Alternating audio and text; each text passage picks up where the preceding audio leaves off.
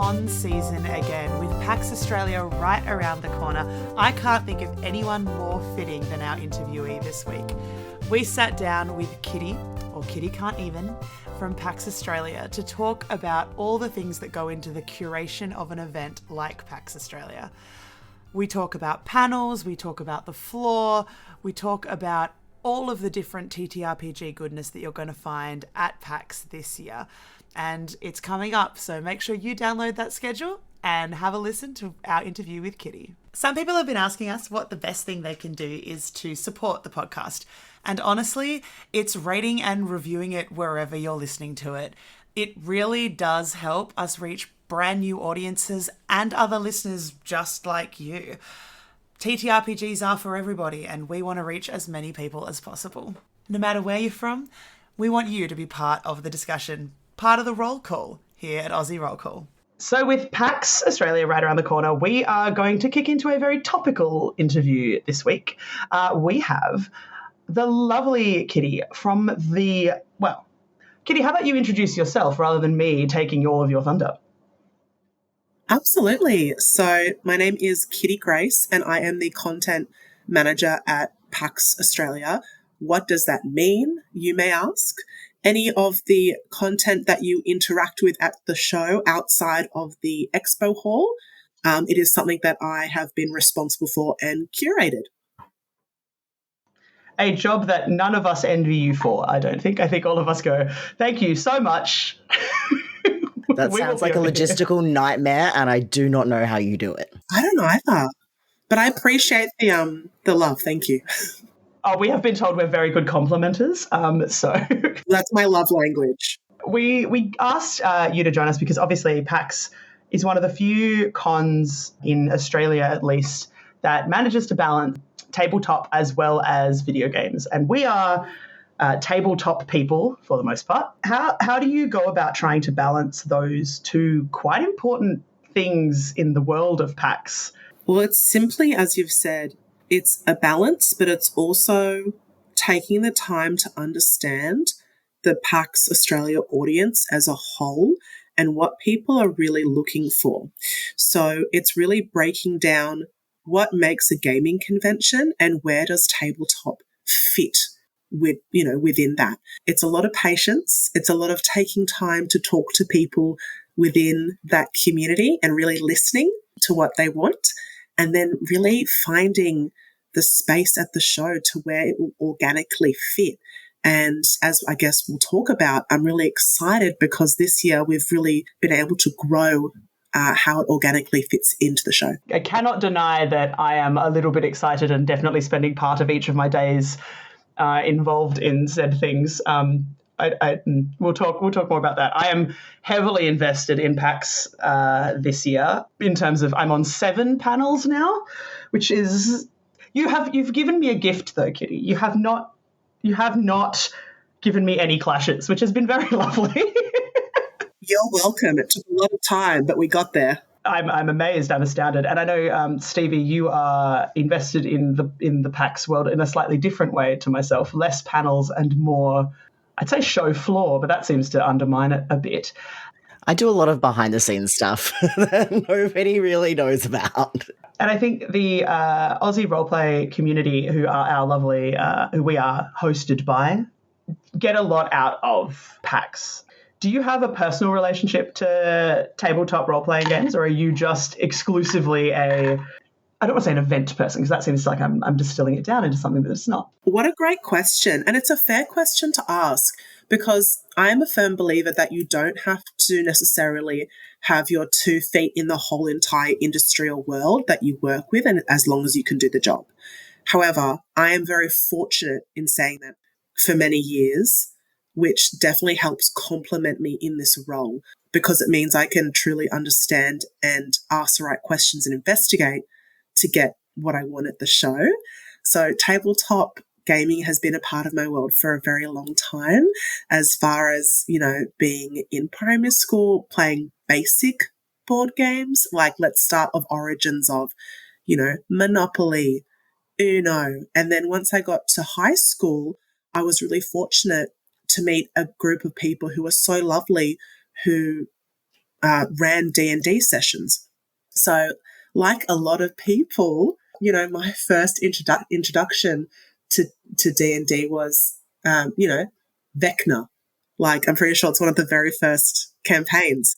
So from there, it's grown. I will definitely say that video games digital games is probably where I spend more of my time, but I do really love and appreciate the world of tabletop and, role-playing tabletop games as well. So I guess let's move into talking about the thing that we have been dancing around the edge of, because I think tabletop at PAX 2024 is getting, is it fair to say, an upgrade?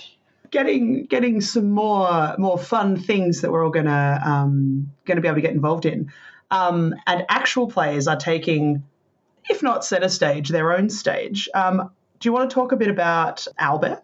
Absolutely. I'll give you a little context as well to, I guess, where the growth of this has come from. As I said, we do a lot of listening to the community to see what the community wants at the show. This is the third show that I am working on as a content manager. However, I believe it's my 7th show as an attendee, like someone who's attended PAX. So throughout those years, I've been able to see, I guess, the growth of where tabletop and RPGs sit within the show. And I really took, I guess it was a bit of a risk last year. You may have seen that our Storytime speaker was Erica Ishii, if you both remember. Mm-hmm. I attended, yes. So one of the big reasons I reached out to Erica was because I know that they are in the world of role-playing and tabletop. And when I was looking back on Storytime speakers, I hadn't really seen any of that represented. So I thought, let's give it a red hot go. And from there, the feedback has just snowballed. And that feedback I've really taken into consideration to the growth of tabletop at PAX, which you'll see this year, which I will now go into. Sorry for keeping on the hook for so long, but now you have a bit of context to the growth. Something I really wanted to do, because I had several submissions last year for panels, but unfortunately I didn't have the right space. So this year I have curated a theatre completely dedicated to tabletop role-playing games, or 90-minute one-shots from community submissions. And I'm so excited because I've been able to set up the theatre in a way that will replicate, how most role-playing tables are set, as well as having great audio, visuals, and just really dedicating that theatre to that audience. So in the theatre as well, we've got Madonna mics. So it means people can be hands-free and really interactive. And I think the 90 minutes, because panel slots are usually 60, really allocates that extra time for people to get immersed in that one shot. And I really do hope that seeing all these communities perform will really encourage and excite people to go check out the 43, I believe, tables we have on the PAX show floor. So just in tabletop, where we have role-playing that you can sign up to all weekend. So you just have to sign up and you can jump on a table and play, thanks to our friends at ARC and the wider role-playing community. So I'm really excited. The other thing that we've also done is I'm working with two wonderful people, one from Cavalier Miniatures and also one from the Young Adventurers League.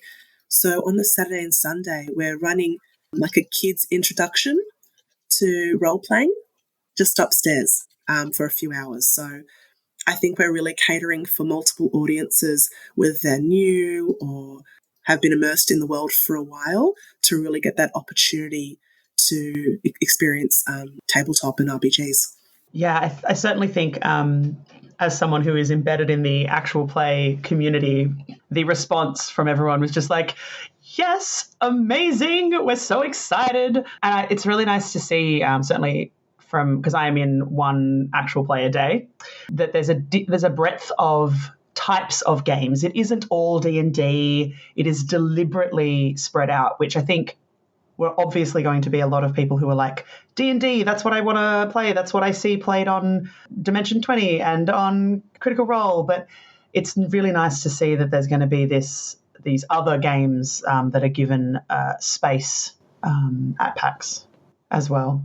I assume that was intentional. Yes, no, you're right, Kate. It was intentional because a lot of the newer community coming, and you'll understand this being in the community, but a lot of the newer community have been triggered to, I guess, learn about role-playing from, popular television series like Stranger Things, which is just, a global phenomenon of a show that talks about D&D. So all of a sudden, these new communities are coming in. So it's really important for us to acknowledge the other types of role-playing, amazing role-playing that is out there, as well as really shine a light on people who are trailblazing different forms of role-playing. So it's a really great spot to be in, to be able to offer this to the community. People are very excited.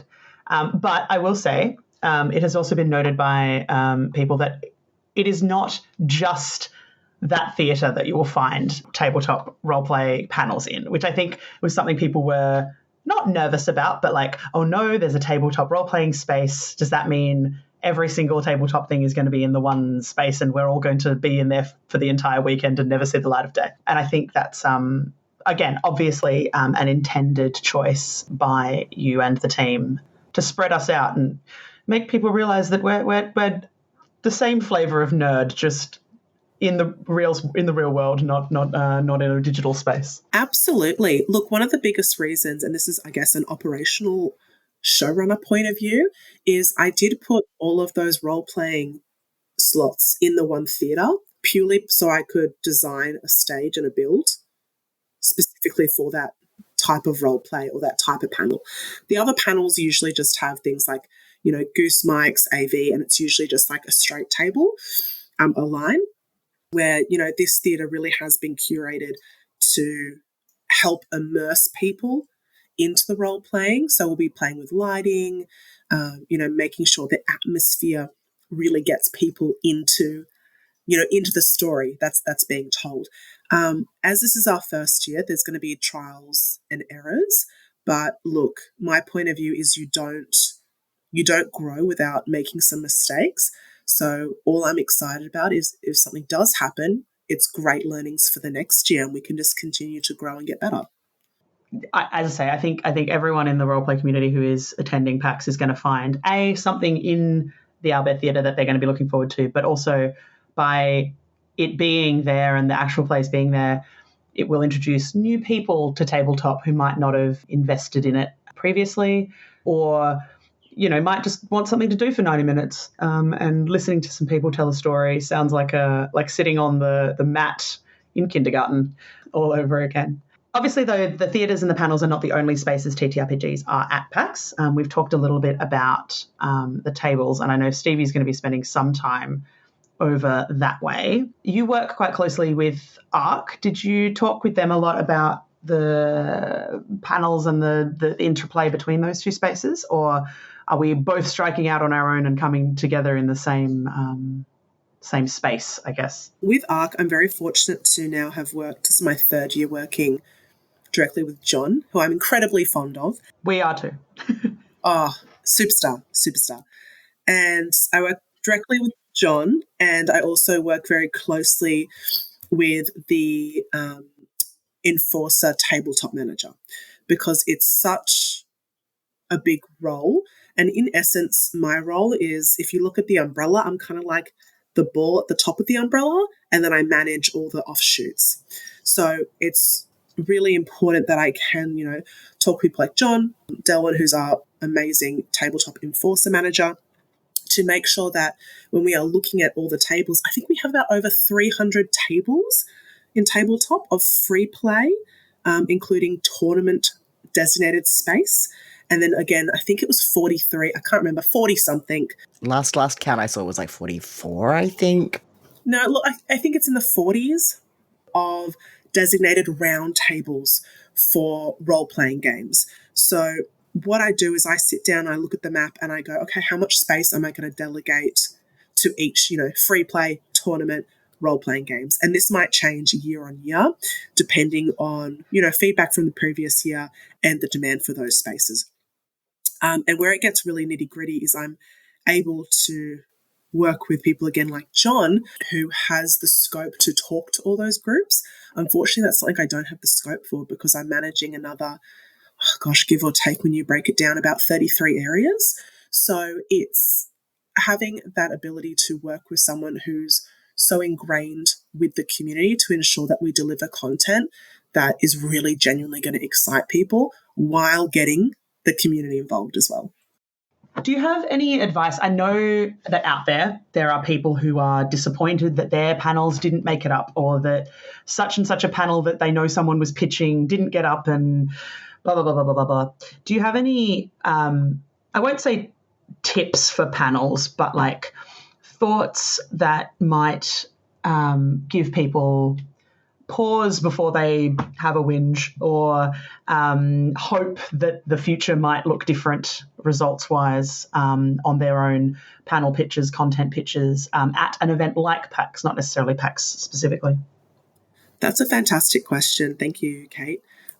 Foremost, I would say absolutely look at the past 2 YouTube videos I have released on the PAX Australia YouTube, because I go into great depth about what we're looking for. And this isn't a plug to be like, go to the YouTube, but sincerely, those are questions and answers that I put into the video were curated from the amount of feedback and questions that I'm asked on the daily. So foremost, watch the video, then ask me more questions. But to add to that, I think the top considerations are, and this is something I don't see, I guess, enough of, is that gaming is for everyone. So I really encourage a wide breadth of different panelists from different walks of life. For example, say if 5 Twitch streamers produced a panel on how to create content, that to me I would automatically deny, because they all have similar experience being on Twitch. If I can have someone across Twitch, TikTok, YouTube, a journalist, etc., then that to me is of more interest, because as a community and audience member, I'm then going to learn about 4 or 5 different pathways of journeys from different people. So I think really having a panel of people from different walks of life really does help. Secondly, this sounds a bit awful, but anything that's too niche, I'm also not going to approve, because we get, and I hate to say this, but we really do get hundreds of panel submissions. And while I am incredibly grateful, I am going to choose something that is more broad and appealing to multiple people compared to things that are incredibly niche.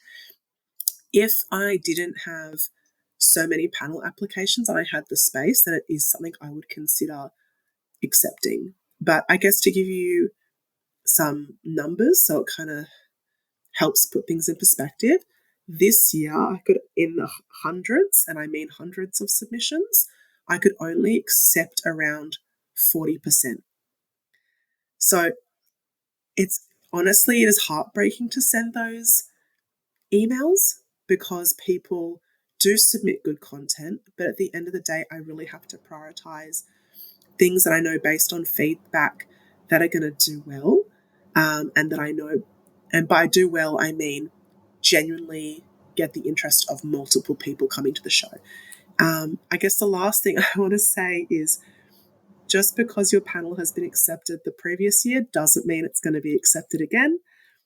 I don't often repeat panels because I want to give other people opportunities to be in a panel. And also, new year, new show.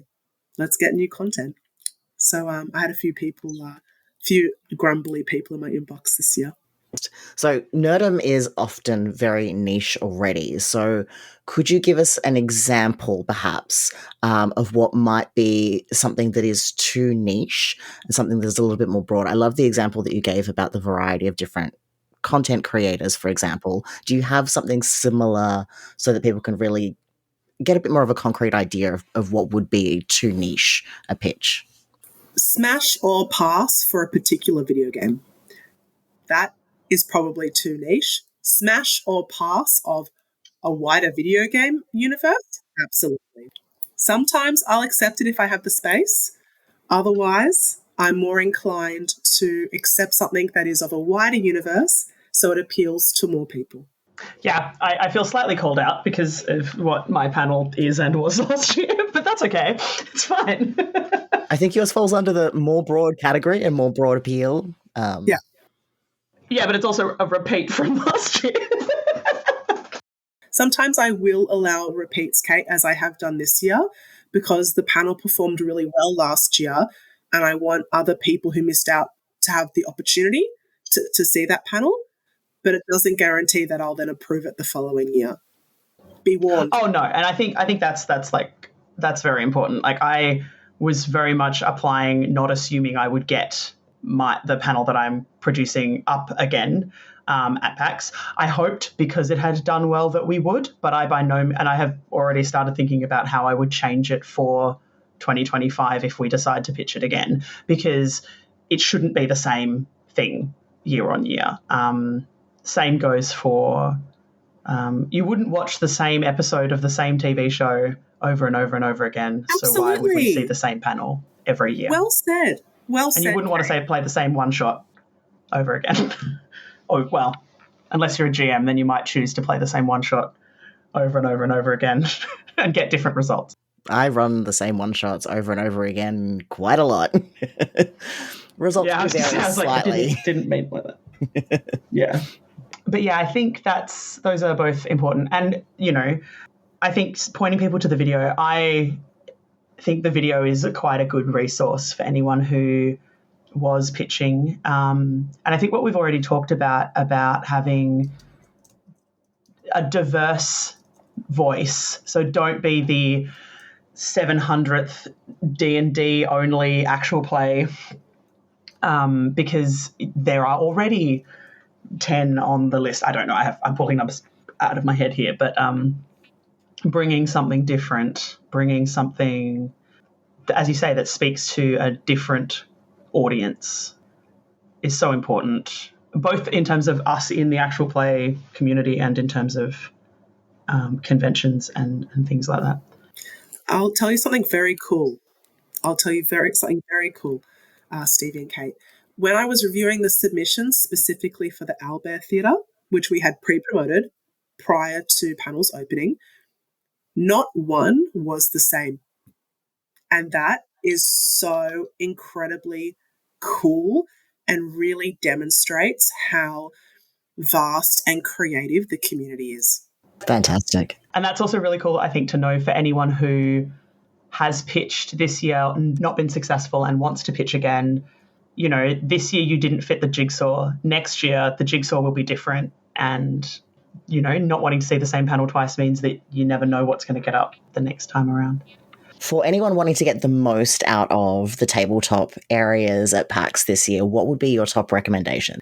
For anyone wanting to get the most out of tabletop this year at PAX, firstly, download the app and plan your days, because there are several incredible tabletop focused activities at the show, and you won't necessarily be able to do them all, but you can certainly try.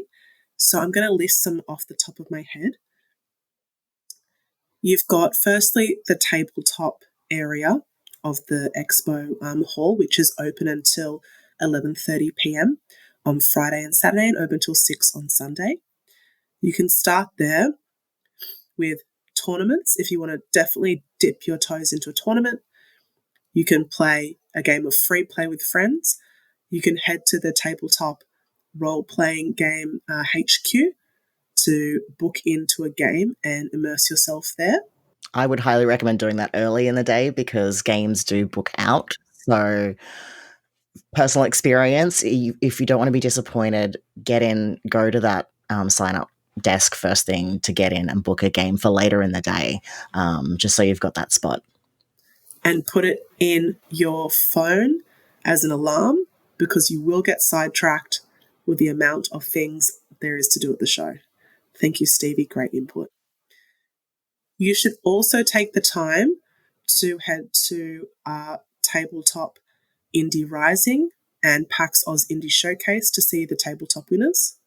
You should also make time to check out PAX Collaboratory, where people are playtesting their board games. It's a really excellent opportunity to get a look at the behind the scenes of how a board game is made and even talk to the designers.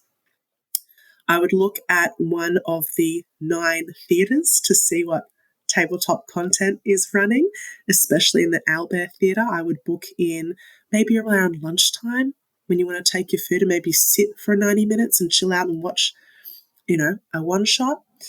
There's also really great opportunities in the community rooms.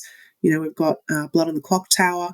On some evenings, we've got Teach Kids How to Play D&D on the Saturday and Sunday if you have younger children who want to learn how to play role-playing games. We've also got great learning sessions in the PAX Together Lounge. I think I'm also running a Queer TTRPG meetup in the PAX Together Lounge on the Friday. So there's amazing. So honestly, there's several touch points that are available at the show. Really have a look, download the schedule, and see what, I guess, talks to you most. If you're someone who is more of an observer, then definitely the Owlbear Theatre is for you. There are, of course, other one-shots happening in the other theatres. We have 3, I believe, off the top of my head, in the other theatres, minimum, including some D&D sessions, etc. If you're someone who is really gun-ho and a bit more extroverted, who wants to throw their hat in the ring, absolutely, as Stevie said, head to Tabletop RPG HQ early on in the morning and book yourself in for a session. Now you've all got your plans, right? You've all downloaded the app.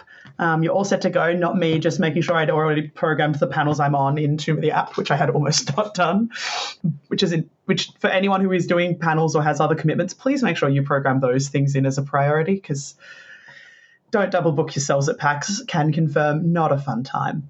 Always nice to be needed multiple places. We are going to go into our Fast 5 questions. These are rapid fire questions. There is no wrong answer for the most part, and you don't have to justify yourself. You can if you want to. I say for the most part because we all have our opinions, and opinions are like mobile phones. Everybody has one. That'll do. There's my PG version of what I wanted to say. So let's start with the biggest, the most important. What is the best gaming table snack? What is the snack of choice? I think it's popcorn. Correct answer. I'm agreeing with you. It's an easy, lightweight snack. It's not too pungent in smell. And if you spill it, it's easy to clean. There we go. Tick, tick, tick. Favorite dice. Now, this can be shape of dice or set of dice or both. I don't currently have a favorite set. I'm what's the word I'm looking for? Set agnostic. Yes, I would say very agnostic with dice. I literally, excuse the pun, I will roll with any dice. It doesn't bother me. But I will say my friend has this beautiful set of heavy metal dice, and it's the coolness in your hand, and when you throw it, the weight, it feels good. The thunk. We love the thunk. You may or may not have an answer to this question, but what is your favorite tabletop, we've said TTRPG, but tabletop game to introduce new players to? So you've got someone who's never played anything tabletop before. I'm going to say Hero Quest, because as long as you have an experienced DM, I've played it several times, and I've led several of my friends who aren't really super into tabletop. I have led them through campaigns. So yes, I have watched the same episode several times, because I've taken several friends through the first campaign several times. But I think it's a really great introduction because players don't get too overwhelmed with rules or cards in front of them. It comes down to their imagination. And I just think it's a really fun game to play. And then from there, if they want to get into something a bit more complicated, then they can look at other role-playing games. Good answer. I like that. I love Hero Quest. You've got your dice, you've got your snacks. What's the other thing that you have to have at the tabletop? What is your other tabletop must-have? Okay, so this isn't necessarily a must-have, more a must-who. And I say this because I think it's really important to build a friendship group, whether it be one or two people, who genuinely want to learn and play tabletop games. Because once you have that friendship group, it actually makes it really easy to say, hey, I've bought this game. Are you willing to play? And most of the time, your friends are going to be keen. So I'm very fortunate to have a really beautiful group of friends who love Hero Quest, Dungeons and Dragons, any tabletop games, board games, Magic the Gathering. So when I have a new board game, like, oh my gosh, Nemesis, I will never get back those, 3+ hours of my life.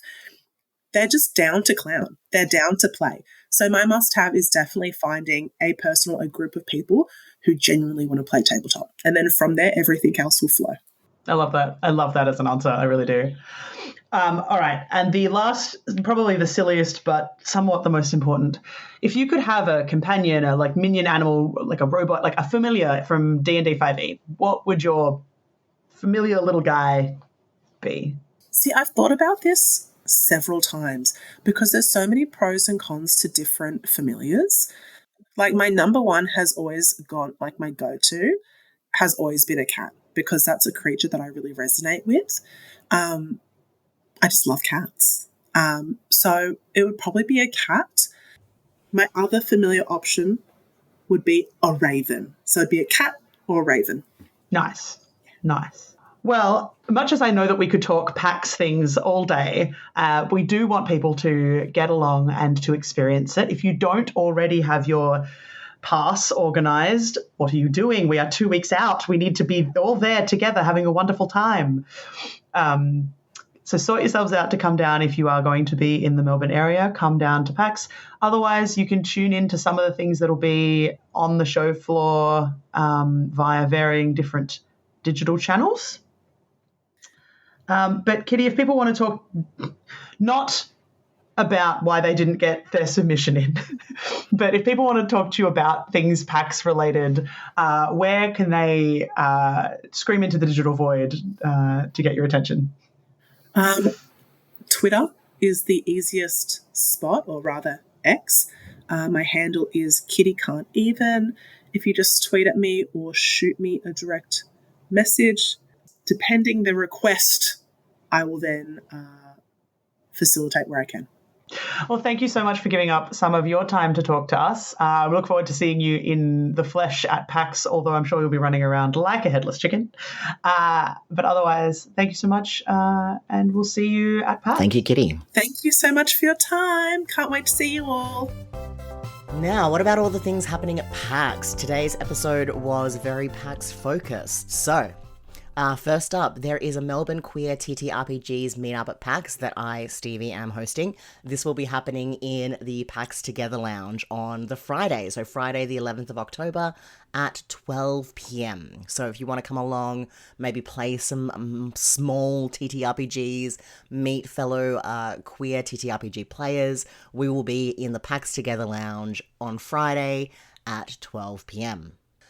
If you are keen to play games at PAX, ARC is hosting PAX at the Table, which was mentioned in this episode. ARC is facilitating over 44 different systems.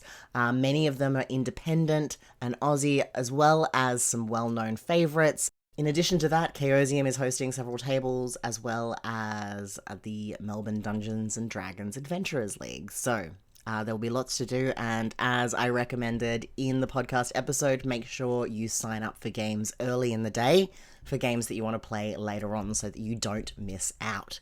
And finally, as part of PAX, there will be the ARC Mentor Showcase. So if you've ever been curious about becoming a game designer in the Australian interactive games industry, you'll get to meet mentees and play their games that are currently in development from the ARC Mentor program from 2024.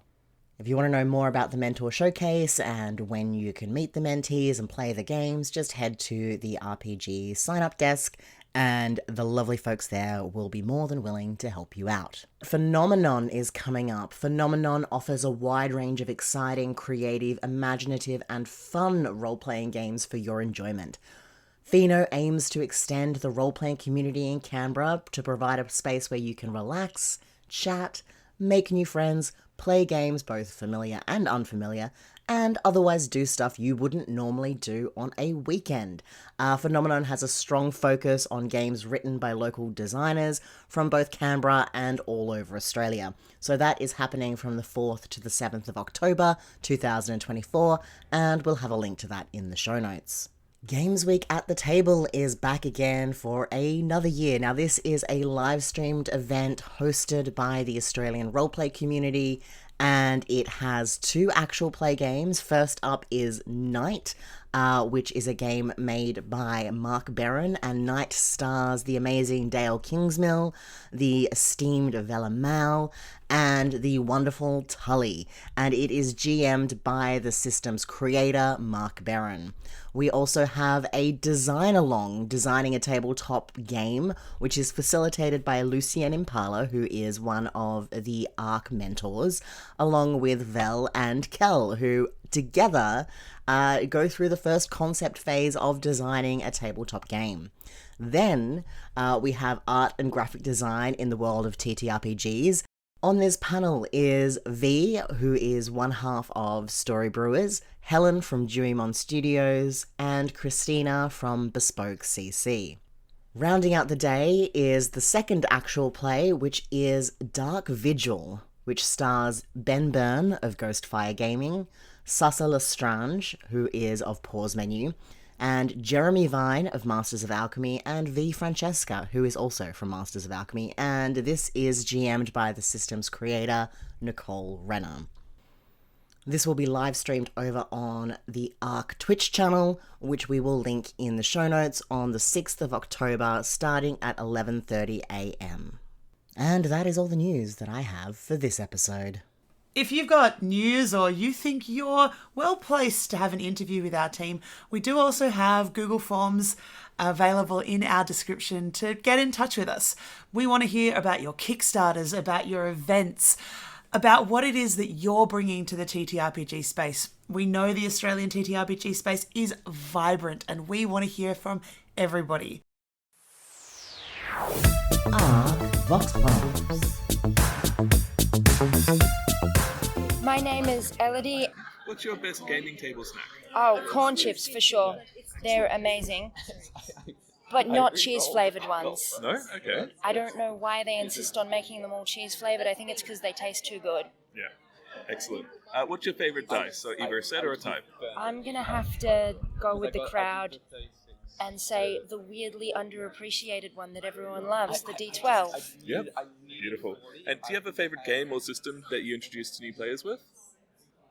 I love Knave. That's just a very elegant, old-school Renaissance system. Very, very simple rules. It's easy. That's what I base my game off. Yep. And yeah. That's very cool. Sorry.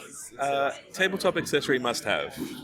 Just figurines of the characters, just to put there and get distracted by. Minifigs? Awesome. Great fun. And if you could have a companion, an animal, or a robot minion, what would it be? Probably just a cute little shoulder rat that can help me out.